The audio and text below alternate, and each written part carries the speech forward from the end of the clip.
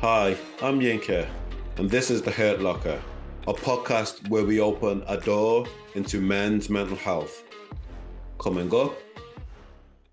The book, Daddy Blackbird, is about the loss of your husband, Steve. Being like grief with a microphone, it's just... Everything is amplified, louder, sharper, deafening at times. He was the most caring person. And that resonated with me. The anger, all of these emotions are just enormous, and they're very hard to cope with a family that doesn't need to be blood. The blood of the covenant is thicker than the water of the womb. Don't need to tell him that twice. You're listening to The Hurt Locker, the podcast that opens the door on men's mental health. And for today's guest, we have Caroline Roodhouse, author of Daddy Blackbird. Caroline, welcome to The Hurt Locker. Thank you. How are you today? I'm all right. It's quite nice to sit down for a moment and talk to you. It's been a busy morning, so yeah, I'm good. I'm all right. For the benefit of our listeners today, can you tell people who is Caroline Roodhouse? Yes, I can. Thank you for asking. So I'm a mum first and foremost. My children are Evie and Ada. They're 15 and 8 now. I work as an internal communicator. I have my own communications consultancy called Daddy Blackbird Communications. I love spending time with my children, being at home, cooking, traveling, and doing all the standard stuff that people enjoy doing. I love being outdoors, going for walks. I'm big into boot camp. I like looking after myself because I know that physical health is just as important as our mental and emotional health. And I love reading and writing. And as you've already mentioned, I have my book, which was recently published, called Daddy Blackbird, which I'm sure we'll talk about later. But that's been a massive part of my life recently, writing and publishing that. Thank you for sharing with our listeners. So before we do get into the book, as it were, tell me about yourself. Tell us about yourself. Tell us about growing up. Where did you grow up? How was life for you? So I grew up where I am right now, actually, in Basingstoke, in Hampshire, as a normal family. And we spent a few years here. When I was very young, my parents actually saw an advert for train drivers in Liberia. And my mum suggested to my dad, why don't we move out to Liberia for a bit and you can drive trains there, because he was a train driver in the UK, which always shocks the life out of me because my parents were not that way inclined as far as I know. But yeah, we upped sticks and went to live in Liberia and spent about 10 years there. So that's where I started my life before we came back to Basingstoke, where we'd started. And yeah, that was an adventure and a half, in fact, and an interesting start to life. And then I did all the normal things, went to school, went to college locally, and did languages locally in the college, which was amazing. I loved French and Spanish and all things languages, and also sociology and psychology, which interest me immensely, anything to do with the human mind and behaviour. I eventually, after a few local jobs, one of my main jobs was working for HSBC Bank for about 8 years. During that time, I met Steve, who became my husband, and I met him in the year 2000. And then that's when life sort of changed, and I became a bit of a grown up and started responsibilities and mortgages and all that sort of thing. Can I just go back? Liberia, for you growing up, a young English girl, how was that? It was very different. I was very young at the time, so and I had a brother who was 2 years older than me. He remembers a lot more than I do.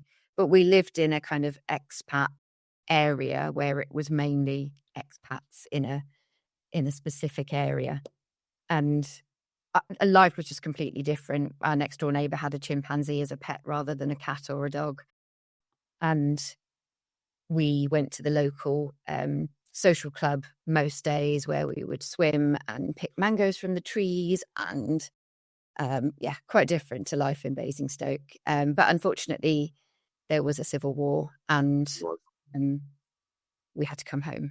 And life then changed. And I think my dad adored being there because of the way of life, because it was all outdoors and it was social, and it was very different in terms of the pace of life. In what way? Everything was a bit slower. People would stop and talk. People would be social. We'd have barbecues all weekend. And because it was an expat community, people felt close to each other and relied on each other rather than being all kind of spread out and insular as we kind of tend to live today. It was much more of a community back then. And I think my dad missed that when we came back home. He always struggled with his own mental health, actually. And I recall times when I was sort of in my early teens where I started to notice that he wasn't a particularly happy guy most of the time, which had an impact on my parents' marriage. They eventually separated when I was 15. And my dad was a manic depressive on lots of medication, would drink a lot, and had several attempts at taking his own life, which I recall vividly when I was doing my GCSEs, in fact. You've mentioned that. So let us talk about your book. I've read your account and I found it sensitive, understandably harsh, brutal, honest, sincere. The book, Daddy Blackbird, is about the loss of your husband, Steve. Yeah. And I'm not going to go into everything about the book in of itself, and I'd like the listeners to purchase the book and read it for themselves, because you've very cutely, you break it down. The way you break it down, you give readers the opportunity of what to read and what not to read, which I like indeed, you know. And one of the things that we don't do here on the Hurt Locker, and not something that I would do in a practice anyway, would be to discuss or mention method, as it were. Yeah. But one of the things that you do say about Steve, about the suicide, is that loss by suicide is like grief with a microphone. Mm-hmm. Everything is amplified, louder, sharper, deafening at times. And that resonated with me. Having experienced the loss of a dear friend by suicide. Mm. And before we go into the book itself, I wanted you to share with our listeners what compelled you to want to put it down on paper. So after Steve died, which was in 2018, I had quite a long period of time where I was just completely in shock. It wasn't expected. He went to work one day and didn't come home again, but he had no signs of ill health, depression, anything like that. And there was definitely no suggestion outwardly at all that this was even in his mind. So I remained in shock for such a long time. And you've mentioned the analogy that I share of it being like grief with a microphone. It's just the emotions of shock and just complete feeling abandoned, and the sadness, the anger, all of these emotions are just enormous and they're very hard to cope with. It's just one day after another of trying to get through living with these emotions. And eventually, through a lot of time, support from friends, therapy, I decided it was time to try and get some of these thoughts and emotions out of my head and onto paper, just to try and kind of create some space between them and me. And I didn't intend to write a book. It was literally to try and get them out of my head. And I would just write every day a little bit. And it turned into kind of chapters. I'd sit back and look and think, I'm actually starting to create a book. And because of other issues that we've had and other big challenges and adventures and stories and traumas, people would often say to me, you really ought to write a book about everything that's happened. And I kind of said, well, I'm starting to actually. I'm starting to see that this is shaping into a book. So it was a kind of organic evolution rather than a plan to write a book. In my head initially, because I'm a communicator and my life is all about strategic communication, I needed to make sure that I had a proper audience that I was writing for when I finally decided that, yes, I will write a book. And I chose the audience of people like me who had lost a partner to suicide, had children, had this traumatic event, and then were thinking, what the hell am I going to do now? I'm screwed. And I wanted people like me to feel less alone in that shock and that awful, isolating place. And that's where it began. And I would talk about a lot of this on LinkedIn, being my kind of social media platform of choice. And I would get messages all the time from people like me saying that they were feeling less alone and they appreciated my openness. But I then started to get messages from men who were saying, I really appreciate your openness. I never realized what things were like for families after somebody had died.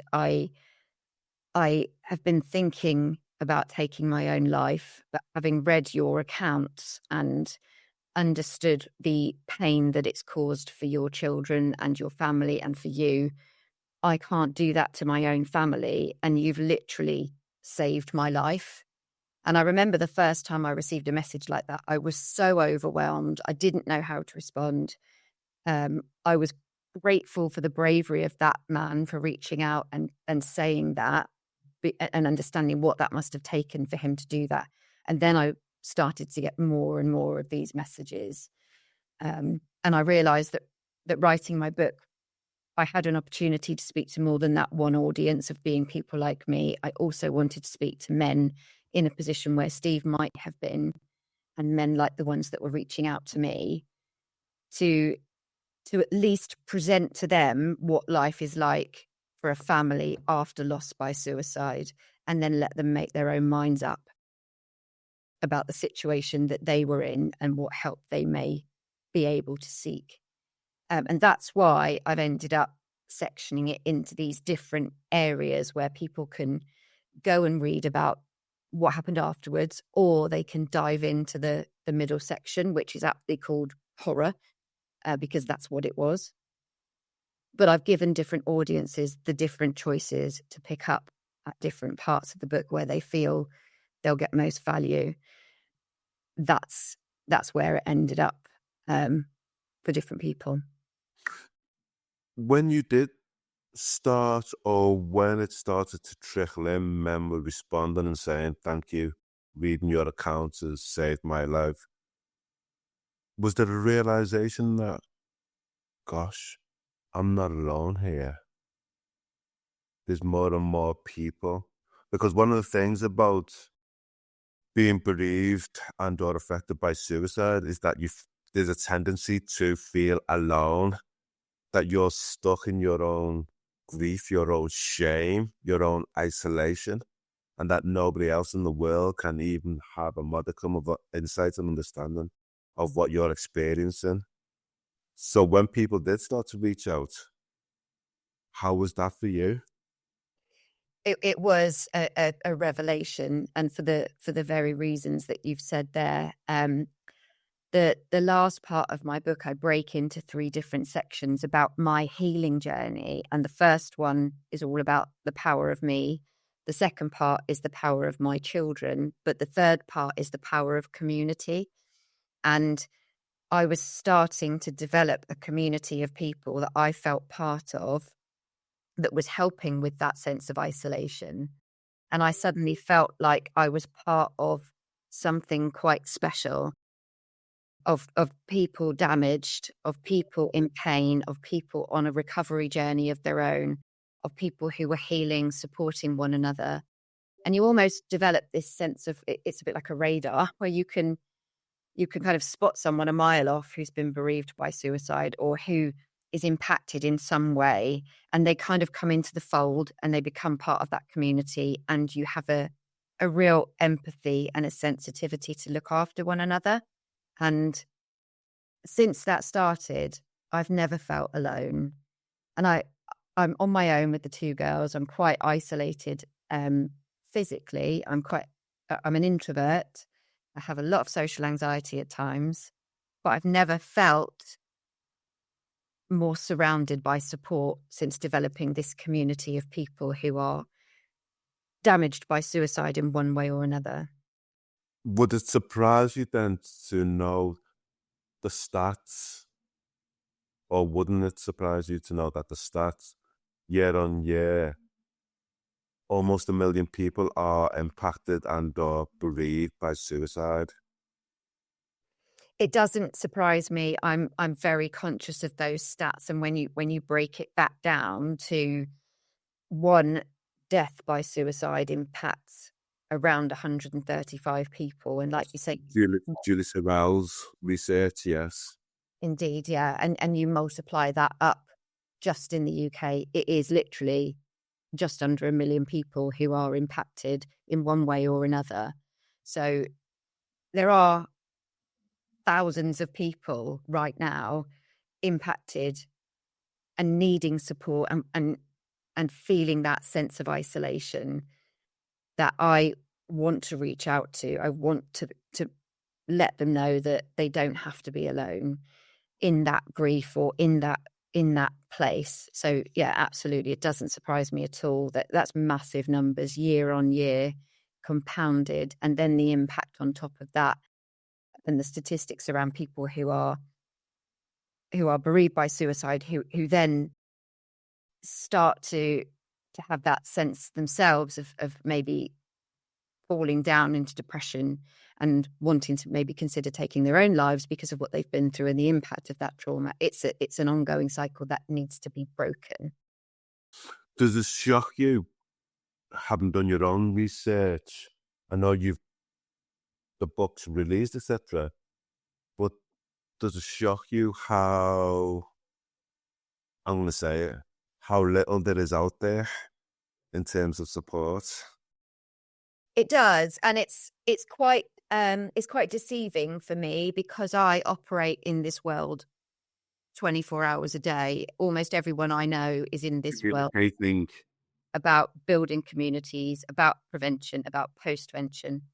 So for me, almost 100% of every thought is about suicide prevention and postvention.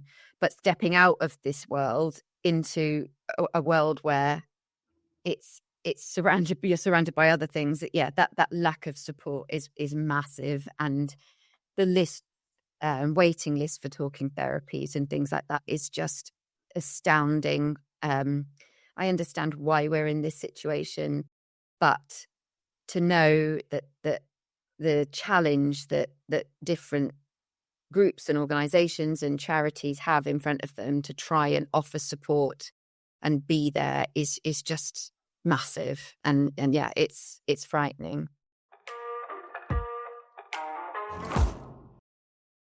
Before we talk about Steve, in the book 10 years previous, you and Steve went through a lot of loss yourself, as it were. Steve, the loss of his dad and his mum, brain tumor and road traffic collision respectively. Mm-hmm. And then your own dad's terminal illness Yeah. And you've alluded to your dad's being a manic depressive. Mm-hmm.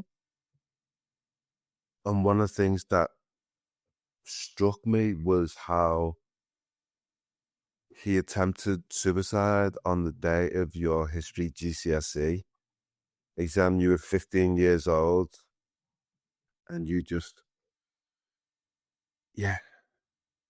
I ta- I have a 15-year-old daughter now, and she's preparing for her GCSEs right now, and she's taking history. She's very similar to me in every possible way. And I look at her and think that's where I was when my dad was laying on the floor, having done what he did, and needing to get support from my next door neighbour just so that I could go to my GCSE. And I'm pretty sure, I can't remember 100%, I'm pretty sure I got a B. And I don't know how that happened. And when I say Evie's the same as me, she's predicted an A, so she's better than me. But yeah, it was But that period of time in 2008 was a tumultuous time, as it were. absolutely, yes. I mean, going back to my dad first of all, and those attempts at suicide and the impact that had on me. When I first met Steve, who was solid and reliable and fun and happy and settled and all the things that my dad did not represent, I was so drawn to everything that Steve represented because I didn't ever feel that he would let me down in the way that my dad had continuously tried to do so. And that's how I felt, and that's how I saw it at the time. And yeah, things were great with Steve when we first met, and we traveled the world and we did some amazing things together. And then I had an accident which kind of put me out of action for a couple of years, which was horrendous, and Steve was amazing supporting me through that. And then we started family, and as you say, that was 2008 when things started to go downhill, and I was pregnant at the time with our first child, and his dad was diagnosed with a brain tumor, and then the following year his mum was hit by a car and she died as well. And that grief, I'm pretty sure, impacted Steve. He didn't talk about it, but there's no way that anyone would be able to live through things like that and not be impacted. And it's something that I talk about a lot, particularly as we're more and more conscious of the impact of grief at moments like this. May I ask, at that time, you do comment in the book that you believe that period of the time significantly contributed to Steve's decline in his mental health and all that. Was that not at the time? I mean, hindsight is a smug bugger, as they say. But at that moment in time, casting yourself back, did you not think that these are red flags here? I think that's a fascinating question, and it's one that I ask myself a lot. So when we go back to that, like I said, we'd been through. I'd had this really severe accident during our honeymoon, actually, in Australia, and it had taken a lot for us to get through this and come out the other side. We were damaged physically and emotionally by this accident, which was a life-threatening thing. And I think it kind of, we got married, we were starting to grow up a bit. We had a mortgage and a home and responsibilities, and that was starting to change who we were. We weren't kind of free and young and having all of that freedom to go and do what we wanted to do. And that meant changes in who we were, and we were slowing down a little bit. We had different issues with work and jobs and things like that. Then we had the children, and they never slept, and they were ill, and they were in and out of hospital as babies, and people were dying, and life was just shit. And I realized that was having an impact on me. That would have an impact on anyone. It doesn't mean that we jump to the conclusion that somebody's going to go and take their own life because of that. 100%. It certainly means that we're challenged and we're struggling, and we've got some big issues to work through, but we did work through them. And we got out the other side and things started to brighten up. The children started to get older and less fragile and ill all the time, even starting school. And you start to feel that sense of freedom creeping back again. And you think, actually, I can be a person in my own right, not just somebody that looks after babies. Steve had been through ups and downs with work, but it felt like he was coming out the other side of that period. So whilst I recognised, yes, we'd been through a really hard time and it had an impact on both of us, there was no way it wouldn't have had an impact on us, one way or another. So it's maybe I underestimated the impact that it did have. I mean, something that I found reading the book was that how attentive Steve was, not only to when Evie was born, as it were, and engaging, but also attentive to you as well, because you admit within the book about experiencing postnatal depression yourself, etc. And I got a sense that Steve would pull up the slack, as it were, and be there very much so. He wasn't one to go hiding. He wanted to be in the arena with you all. Absolutely. He was the most caring person you could imagine. And you've described it really well. He took up the slack when I was struggling for a long period of time. It felt like that was his natural way to be, his natural personality. And one of the things that I was really drawn to. I do reflect back on that now and think that perhaps he was taking too much on and creating a degree of pressure in his head that he couldn't then whip with, and then wasn't able to articulate. But yeah, he was attentive to the max, which was obviously a massive loss when he died, because he'd been there for so much of our lives. And I describe it as we were a square, a very solid square with 4 sides and 4 corners, 2 children, 2 adults, and we worked as a team. And when Steve died and I lost that big part of who we were and we became this wonky little 3, it just didn't work for me, and we couldn't function anymore. And I don't think Steve realised the degree of support that he provided and also the impact that it clearly had on him. It's funny, in the book, there's pictures of him. And it's interesting now, I don't know about anybody else, but for me, when I looked at him and his face and I saw such a gentle, carefree, sensitive individual, and he was his work was engaging in the world of telecommunications, as it were, and that's a really cutthroat business. Yeah, and it's a particular type of person that can survive in there. And when I looked at his pictures, his face, and being on the beach and all stuff like that, it felt like a disconnect. yeah, I think that's made me very emotional the way you've described him there, because he was a very gentle soul. And sometimes I think this wasn't a place for him because he was so kind and gentle. And he was so well respected as a leader, as a friend, as a manager.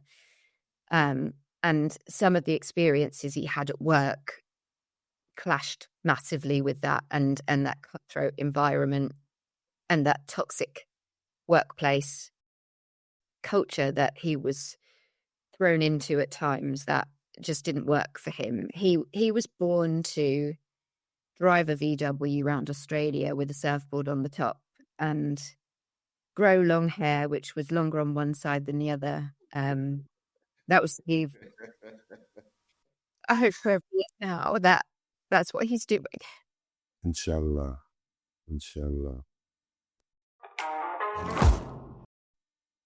Caroline, I'm going to be led by you now. But we're going to talk around Steve's death itself. Mm-hmm. I know for me, and I don't often speak about my own losses, but like I say, hindsight's a smug bugger. And when you look back at the loss of people, friends that you've loved to suicide, you never see it on the horizon that this could be even a possibility. I'm going to introduce you, allow you to pick up and talk from wherever. I know he was starting a new job, wasn't he? He was.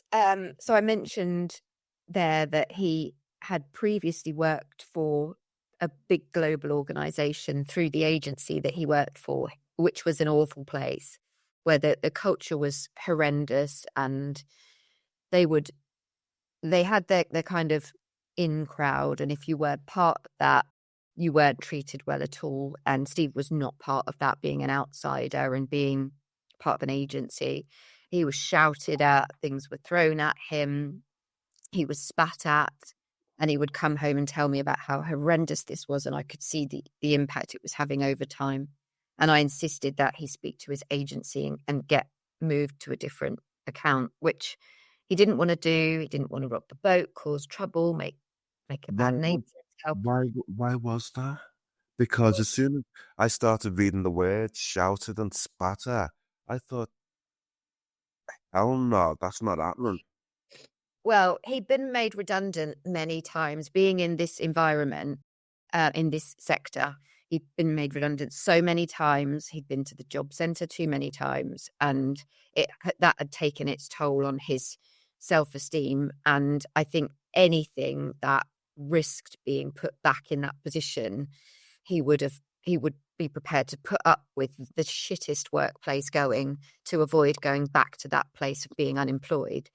And it took a long time for him to agree to speak to somebody and say, I can't cope with this anymore. I'm being treated in this way. And his agency were brilliant. They moved him to a new account. It wasn't his skill set, but it was the only thing available at the time. But it got him through, and it paid the bills. And eventually he was offered a position doing what he did best, putting a team together to go out into the field and sell and do it really well. And he was due to start that on the 12th of November 2018. And I thought this was a good thing. I thought this was, after all of the challenges we'd had, this was a turning point. And that morning, it was 7:00 in the morning. He was getting ready. I was working part-time. The girls were getting ready for school and nursery. He was normal. He went off to work. I said I had a sore throat. He went flying up the stairs to get me some throat sweets because, as we know, that's what he was like. And then he waved goodbye and said he'd be back to collect Evie from Cubs on his way home, like he always did on a Monday. And that was it. I had no reason to believe anything was going to go wrong after that. But that's really when the shitstorm of life happened. And I had a call from his workplace to say that he hadn't arrived. I presumed his car had broken down, because I had no reason to believe otherwise. And because he was so attentive, it was odd that he wasn't answering his phone. But I assumed he was in an area where there was no signal. But throughout the day, it was apparent that there was something wrong. And eventually I reported him missing to the police. And that's when I went into full-on panic mode, and I was calling friends and family. And he didn't come home that night or the next day or the next night. And the police were coming every sort of 12 hours to update me on what they were doing to find him. But because he wasn't a high priority case, because there were no concerns about his mental health or that he would be out there doing harm to himself or anybody else in any way, there wasn't much in the way of resources being put into looking for him. But on the Wednesday morning, I was at home. My friends were around me. We were talking about what to do to find him. And the police pulled up outside, which I presumed was their normal routine visit.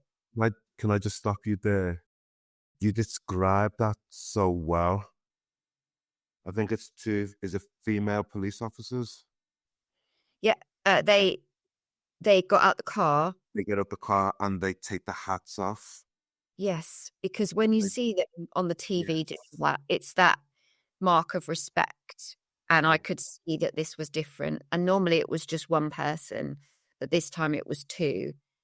And I knew something different was going on. And it was about 9 o'clock in the morning. And I was in the living room and my mum answered the door and I heard this noise, which I eventually worked out was my mum screaming. And she almost tried to stop them coming into the house to tell me what they were coming to tell me. And the next thing I knew, one of them was holding me firmly by the shoulders and looking me in the eye and said, "We found him. He's not alive. And it's clear he's done it to himself." And that's the moment when everything changed forever and everything fell apart and nothing ever made sense again after that. And we had to, when I say we, my best friend and my mum and a few other friends that were around at the time and some people that just kind of randomly turned up in my house, from the police to people from school. We then had to work out what happened next. And the very next thing I knew I had to do was sat on the floor clutching my sick bowl because I thought I was going to be sick, was walk to school to tell my oldest daughter Evie that her dad was dead. And that was the hardest thing I've ever done in my life. I don't think anything will beat that. My oldest was 9, as I say, at school. My youngest was 2. She was with me and she was being looked after in the corner by police officers, just bewildered and too young to know what was going on. But Evie was my priority. And You make a decision very, very quickly to tell Evie. the reason I made that decision so quickly was because my best friend contacted an amazing charity called Winston's Wish, Yes. who literally said, "You need to do this, then do that, and then..." And Winston's Wish is brilliant. They are amazing. And there's so much support they've given us since then as well. But they basically gave Emma a script for me to just repeat to Evie because I had no clue whatsoever. I mean, put yourself in that position, anybody with children. What do you say to a child? What words do you use to say your dad's dead? He's taken his own life and that's it, game over. And where do you start? So they were so helpful. And I remember walking down to the school, which is only a 10-minute walk, with Emma by my side, just repeating the words over and over again. And they were very clear that you have to be brutally honest. You cannot leave any room for doubt. Or ambiguity. Exactly. And you describe in the book walking up, the look on Evie's face, the expectation in the face. How come Mum's turning up here now? The deputy head having to go into the room, etc. Yeah. She was excited to see us. She thought, "Oh, look, there's Mum and my godmother. Something fun's happening here." Yeah. And I had to shatter that once we went through the doors and sat down in the parents' room, surrounded by kind of leaflets about after-school clubs and, all of that school-related stuff. And to sit there in that environment and I said the words, "Daddy's brain has stopped working. He's not alive. He's been found dead. And we're not going to see him again." And then I just sat back and had to kind of observe to see that she'd understood what I'd said. And she cried, as you'd expect. And then as we were walking home, she started talking about her morning at school and what she'd been doing. And what the fuck? And the forthcoming school trip. Yeah, that next day, trip to Butser Farm, where we were going to go and learn about ancient practices on farms. And I'd signed up to be a school parent volunteer. And we still went that next day. We still went. And people were saying to me, "You can't let them go to school and be alone in this environment." And I said to Evie, "What do you want to do?" And she said, "I want to go to school." And I said, "Fine, let's go." And we got up the next day. God knows how we functioned, but we made our packed lunches and our cheese sandwiches, and we walked to school, and we got on the coach. And I remember running out of the room every time I felt sick at the farm, thinking, I can't do this. But Evie was sat there listening and joining in, and yeah, it's interesting understanding what a child needs, and it's continuity and routine and structure and love and not a lot else. And honesty. Yes, honesty. Yeah. Honesty. And even though you described it as a surreal experience, I think what you did was prepare the foundation so that if Evie needs to come back and add to this narrative as she gets older, then the footings, the foundations are solid. 100%. And you can just build on that bit by bit by bit. Yeah, and the interesting thing is there's 5 steps that Winston's Wish help you with, and you can adapt them to your own family and your own circumstances. And I went through those 5 steps with Evie very quickly over the course of a few weeks, to the point where she asked me how he did it, and I had to tell her exactly what he did. Again, a horrendous moment, but because Ada was 2, those 5 steps started then, and they're still going on now. We're only just reaching step 5 over 6 years. Wow. With Evie, it was probably 6 weeks. Yes. But because of the difference in ages and understanding. You know what? I always describe in training that the amount of knowledge a child will absorb will be dependent on the size of their shoes. Well, I love that. I don't know. Ada had tiny, tiny shoes. Absolutely. And that's all you do. You just add bit by bit by bit so that they can absorb. Yeah. But what's fascinating as well is that Evie's been part of that narrative, because she's been able to help me with Ada's journey. Brilliant. And she's doing amazing things, and she's now a mental health ambassador at school. She's just won a National Mental Health Award for sharing her story publicly and talking about the language that's used around suicide and how we need to be more considerate of that. So she's an amazing role model for her sister, and there's no doubt that they are going to be something special. Well, I would say that because I'm their mum, but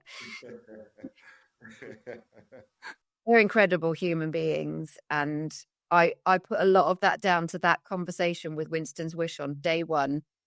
Do this and then do that and then say that. And we did. And I'm so grateful for their support and their ongoing helpline and guidebooks and focus groups where we've been able to meet up with other kids and things like that. And yeah, I couldn't have done it without them. I'm digressing slightly, but does that then enable you to have those more honest conversations with Evie about her own mental health and your own mental health? You're smiling there. Come on, talk to me. And I'm going to have to read this to you. And I don't know if we can share this, but I'm going to read it to you anyway, because she sent me a message today. She messages me every day. And she said, we were just walking down the English staircase to break, and it was so crowded. And this boy yells, Evie, Evie, Evie, over and over. And I eventually said, what is it? And he yells, how you doing, girl? And I said, fine. And Louis goes, oh, God, he's trying to flirt with an angry feminist. Another sneaky author. She's an angry feminist. She's on the debate club. There's nothing she won't talk about, not alone, not just with me, but openly. And she's got very high sense of moral integrity and fairness, and she's an ally to everyone. And she talks about it all the time, and she's outraged by the state of the world right now. But yeah, she'll open up about everything from our own personal issues and challenges at home to the state of the world, and she educates her sister on all of that. So she's exactly the same. And I've no doubt that when she's got boy troubles or girl troubles or whatever trouble she's facing, or mental health challenges of her own that she's dealing with, that she'll be open and honest with them too, because we've got that environment at home where there's no line that can't be crossed when it comes to being open and having conversations. And I think if one good thing has come out of what happened with Steve, it's that. I get a sense as you talk about it in glowing, gushing terms that she's got a sense of her own being, as aware of who she is. Yeah, 100%. And at 15, I wasn't like that, not in any way. I was pretty lost at 15, and it's great to see that she knows who she is, what she wants to do with life, what she's doing next, how she wants to help other people. She sings, so she's got different kind of creative outlets for her feelings as well. And she writes all the time. They're both the same. They come out of school and their brains are buzzing with songs and stories, and they can't wait to get home to their pen and paper to write it down.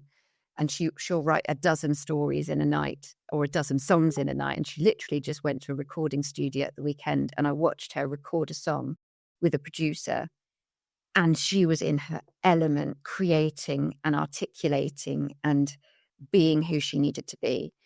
And at 15, I think that's incredible. It's brilliant. It's brilliant. Turning the attention to you. If you were struggling, I know you've got your best friend there. And Yeah. she's been a rock. She's been there every step of the way with you, etc. She has. Do you open up to her? Always. Every morning at 5 o'clock. We have a... We don't... And we start messaging early, and we put the world to rights between 5 and 6, and then we start our days. And I go into my day knowing the challenges of that day have been addressed, or at least put on the table. And I know that she's there throughout the day. She's an amazing person. But I've also got what I call my broader kind of cheerleading community. So through being open and honest, I've connected with other people. I became an ambassador of a brilliant charity called Doctors in Distress, and I'm really good friends with the founder of that, who lost his brother to suicide. Amandip Sidhu is an incredible human being. And another chap called Dave Crofts, who I connected with on LinkedIn, who has helped with the book. And all of these people are my cheerleaders, and we have WhatsApp groups where I can just dump something in there and vent whatever I need to vent. And they bring completely different perspectives of kind of considered and kindness. And then another one of them will kind of match my anger at the time, because they know that's what I need to do to get it out. And then Emma will come with a bit of humor and passionate kind of kindness and hope. And they all kind of add their own different perspective, and everything just works when you've got the right people around you. And I remember thinking when I was younger that to be successful, you need to be popular and you need to have hundreds of friends. And Facebook tells us that the more friends we've got, the better we're doing. But I've got 3 or 4 in my group of cheerleaders, and that is all I need. 100%. 100%.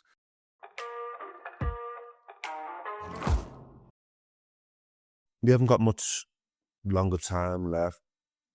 Yep. But I just wanted, there was a couple of, there was 1 or 2 brief chapters in your book. And one that stood out for me, because it was quite honest, was sympathy cards suck. I was in a bad mood when I wrote that chapter. I felt it. I felt it. I feel But bad. you know what? It was honest. You know. Come But on. I don't want to be ungrateful, and I don't. See, stop Stop here backpedaling now. Come on. Stop that now. So I fucking hate sympathy cards and I hate flowers because they go smelly and old. And sorry to anyone that sends me flowers. Or sympathy cards. And I appreciate the need for people to do something, but a card with a dove on it is not it. It's if you're going to help somebody, be proactive. Don't say to people, you know where I am if you need me, because if you write that in a sympathy card to me, I will burn it. I do not want people to say to anyone ever, you know where I am if you need me, and then step back and wait for them to come to you, because they won't. There, how's that for honesty? Brilliant. That's brilliant. Be there, reach in, Absolutely. be that person that comes out frequently and says, I want to help you. Can I do this, this, or this? Don't say, how are you? Say, talk to me about how your morning's been. Are you eating okay? Are the kids doing all right? What can I do to help them this weekend? How can I take this shit off your hands and do something to make your life easier today? Be proactive, be specific, be there, be consistent. You know what? There's research done by Suicide Bereavement UK. They interviewed 7,158 people. And in their research, 65% of those individuals who'd either been bereaved and or affected by suicide said that they wanted support in the first week that was proactive. Yeah. Actually, people going into them. And that figure rose to 90% in the first month. Yeah. And I raised that because too often as a therapist, when we experience normal grief, we're told that, leave that person for 3 to 6 months so that they can process their loss and all of that. That's what in the therapeutic community, it was a game changer when I saw that information. Because as you've attested to, people need to be reaching in. They need to be supportive. They need to be available, proactive in terms of what they can do. Otherwise, what's the point? Words aren't going to do anything. Even now, not just in the first month or 6 months, but even now, 6 years down the line, Emma will do things like, I can't do maths. I'm a words person. I hate numbers. They make my head hurt. But Emma's pretty good, and so are a few other people I know, and they will do an online call with the kids who are doing maths homework, or they'll take them out for a pizza, or they will listen to the songs that they've recorded, because I've listened to them 5 gazillion times already, and I can't say again, that was amazing, darling. I need someone else to say it. So be there to be the person that does that for me as well. It's all of this constructive stuff. I'm sorry to jump in, but it's fine. I know. Where does that love come from? For my babies, it feels like you're just enveloped in love. I am. There's a few people that didn't embrace that love, and they've been. We're not talking about that. But no, these people they're just incredible people. They're caring people. They've been through their own issues and challenges, and they see the potential in my girls, and they see that we're worth investing in, and that I give back as well, and that we have fun together as well. It's not all about me being bereaved and them helping me. We'll have a laugh and we'll take the piss and we'll do all the things that we do as friends as well. So I feel very, very fortunate to have a few people around me that are like that. And I've had other traumas since Steve's death, which I talk about in the book, and more recent ones with things like work. And they've been there for that too. And yeah, it's like a family that doesn't need to be blood. They're just... The blood of the covenant is thicker than the water of the womb. 100%. Don't need telling that twice. You know. Okay, I'm putting it on your toes now. Who's the most important person in your life? Well, there's 2 of those, and that's my... Just give me one answer. We can't do that. We can. Okay, it's me. Okay, that was only through deduction that you got. Yeah, right. What's in it? It's me, and I know, having been at rock bottom, drinking, self-harming, not respecting myself in any way, that I was the most important person that needed to be looked after and cared for and shaped into being a healthy person mentally, physically, and emotionally. And then I was able to provide for my children and be a good friend and be a good colleague and all of those sorts of things. And then it's my girls. Beautiful. I'm gonna. There is a couple of other things that I could touch upon, but one of the things that the irony of it, when you and Ahmed, etc., had to go and notify all the necessary agencies, etc., about Steve's death. There was a line that I wrote about when you were on a joint car insurance, and when you had to cancel that, your premiums went up. I know. And I just thought, oh my gosh. Because I'm an unhinged widow, I presume. I'm not even going to say any more to that. I'm just going to leave them there. I'm just going to leave it. I'm not an unhinged widow. Well, we know this. The book came out, remind me again. 10th of October, which was World Mental Health Day, purposely chosen for that day, which was also the day that Evie got her mental health award. So it was a massive day. But it's only been out for a couple of months now, which feels like longer. And how's it been received, or is it too early? Oh, brilliantly. If you read some of the reviews on Amazon, and if you do read it and want to review it, please do.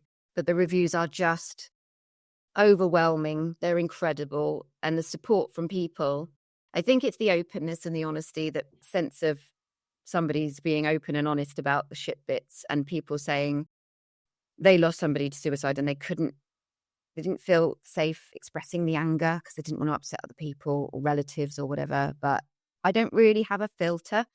And I think that works quite well in times like this, when people need to see the raw, open, honest, this is how shit it is kind of moments. But also the hope.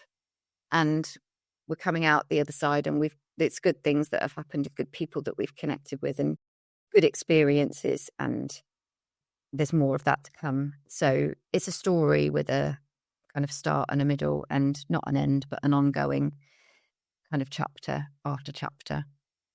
And it's been just received so well. I'm so pleased, and may that continue. And what is it that you write? Hope is the thing with feathers that perches in the soul and sings the tune without the words and never stops at all. You're smiling there. That's Emily Dickinson, who's a poet and part of a bigger poem that she wrote. And I remember seeing that because it's called Daddy Blackbird. And I don't know if we've got time to explain why, but you'll find out if you read the book why it's called Daddy Blackbird. But the connection between the birds and that poem was just magical, and I couldn't not include that. Definitely. Caroline Roodhouse, thank you so much for being on the Hurt Locker. I've loved having you on today. Thank you for listening to me. The Hurt Locker is a safe space for our guests to openly share their mental health experiences. If you have been affected by any of the content in this recording, then please reach out for support. If it is an emergency, dial 999. If you would like to talk to somebody today, then please call the Samaritans on 116 123. Stay safe. Thanks for listening to this episode of The Hurt Locker. Please give us a rating or share with another listener. You can also follow us on Instagram and Facebook at The Hurt Locker Pod.